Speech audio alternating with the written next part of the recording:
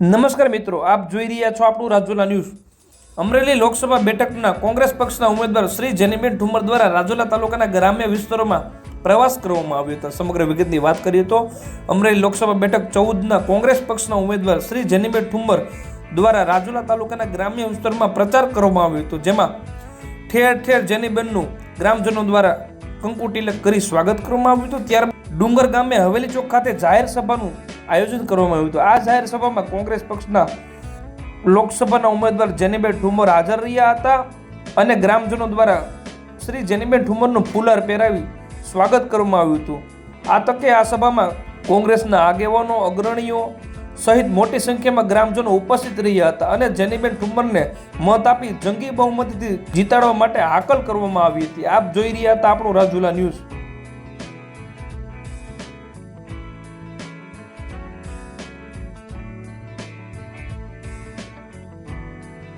એની ધાક, ધમકી, દાદાગીરી, એક પછી એક દબાવવા માટેના એના નિર્ણયો, એક પછી એક સમાજને દબાવવા માટેના નિર્ણયો, આ બધી જ પરિસ્થિતિ વિપરીત હોવા છતાં પણ એક નેમ સાથે નીકળી કે જિલ્લા પંચાયતની પ્રમુખ બની પછી ખબર પડી કે લોકોની પરિસ્થિતિ, કઈ સમસ્યા, ખેડૂતોને એની અલગ તકલીફ, મહિલાઓને એની અલગ તકલીફ, યુવાનોને એની અલગ તકલીફ, આ બધું જ જાણ્યા પછી આજે આ હિંમત કરી શકે તમારી સામે લોકસભાના ઉમેદવાર તરીકે ઊભી છું। આમાં એક પણ વર્ગ બાકાત નથી કે જેના સાથે અન્યાય ન થયો હોય। ખેડૂત વર્ગની વાત કરીએ, 2022 સુધીમાં ડબલ ભાવના સપના બતાવેલા। આપણે મત આપ્યા હતા ને 2014માં કે ખેડૂતોની આવક ડબલ થશે, આવું કીધું એટલે હવે તો અમારી થવાની, અવડા મોટા સાહેબો ખોટું થોડા બોલે, દીધા હતા ને સાચું બોલો।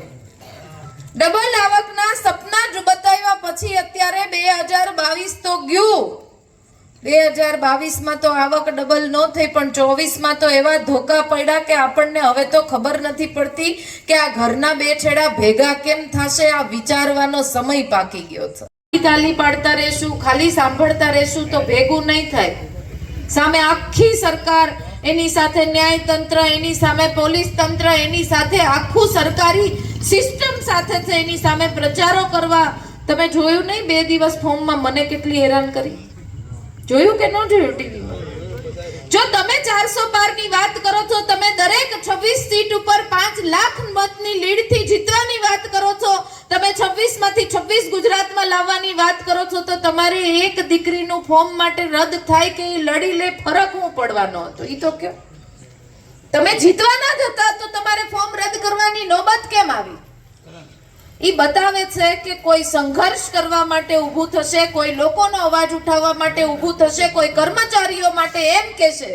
હમણાં મેં કીધું કે એક પણ સરકારી કર્મચારી એવો ન હોવો જોઈએ કે જેને પેન્શન ન મળે। આ યોજના, પેન્શન યોજના જે સ્કીમ બંધ કરી, ઓપીએસ, આ ઓલ્ડ પેન્શન સ્કીમ આ બંધ કરી તો એને કર્મચારીઓને કામ કરવાની પ્રેરણા કે ધગશ ક્યાંથી થશે?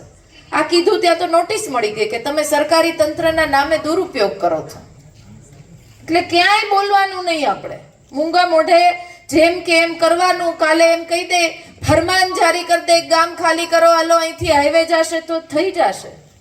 જો આપણે અત્યારે જાગૃત નહીં થઈએ તો આપણે એ દશામાં જતા જઈએ છીએ, આપણે બીકના વાતાવરણમાં, ભયના વાતાવરણના લપેટામાં આવતા જઈએ છીએ।